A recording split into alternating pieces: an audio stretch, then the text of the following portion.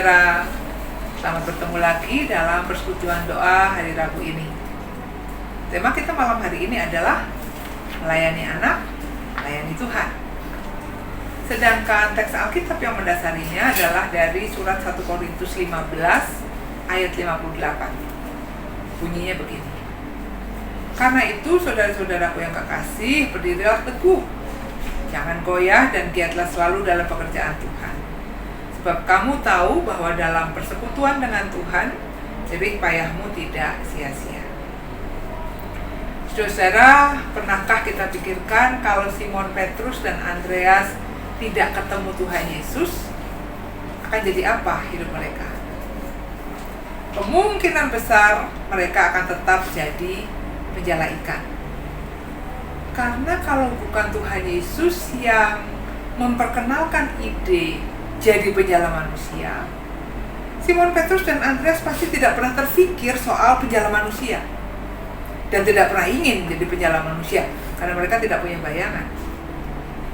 Juga Sakeus, kalau tidak bertemu Tuhan Yesus, kecil kemungkinannya dia punya kesempatan jadi orang yang lebih baik. Karena tidak ada yang menawarkan kesempatan jadi orang lebih baik itu padanya. Mungkin sampai meninggalnya pun Sakeus akan jadi pemungut cukai kaya, tapi kesepian, tidak punya teman. Orang tidak peduli dia hidup atau mati. Sedih kan jadi Sakeus? Juga lagi perempuan yang kedapatan bersinah itu, kalau tidak bertemu Tuhan Yesus, wah, bisa dipastikan dia sudah mati dilempari batu. Karena di antara orang banyak saat itu, selain Tuhan Yesus, tidak ada yang terfikir untuk mengatakan, barang siapa di antara kamu tidak berdosa, hendaklah ia yang pertama melemparkan batu kepada perempuan itu. Yohanes 8 ayat 7. Yakin deh, dalam situasi tegang, tidak ada yang berani bicara seperti itu, kecuali Tuhan Yesus. Contoh-contoh kasus tadi menunjukkan betapa perjumpaan dengan Tuhan Yesus mengubah orang. Simon dan Andreas dari nelayan jadi rasul. Sakeus dari dimusuhi jadi punya teman. Priskila dan Aquila juga contoh yang lain lagi.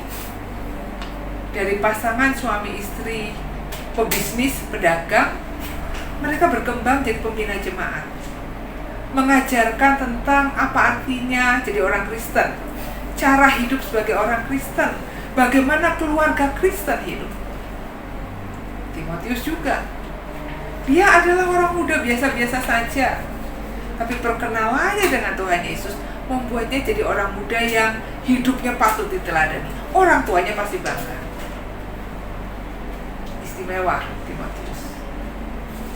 Nah, saudara-saudara, walaupun Alkitab tidak menjelaskan berapa usia Simon Petrus, Andreas, Sakeus, Priskila, Aquila, kita mudah tahu bahwa mereka adalah orang-orang dewasa, orang-orang yang sudah terbentuk, orang-orang yang sejak kecil sudah terima nasihat, ajaran dari orang-orang dewasa di sekeliling mereka, baik, buruk, benar, salah, bagaimana.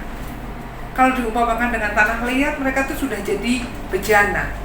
Kalau diumpamakan dengan kayu, mereka sudah terpahat.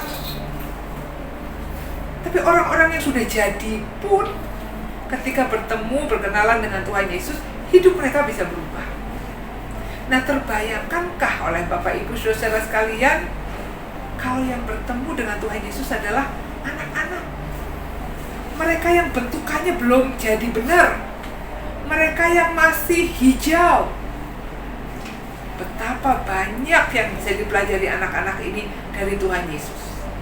Betapa hidup anak-anak ini akan jadi seperti apa saat mereka dewasa nanti kalau mereka mengenal Tuhan Yesus.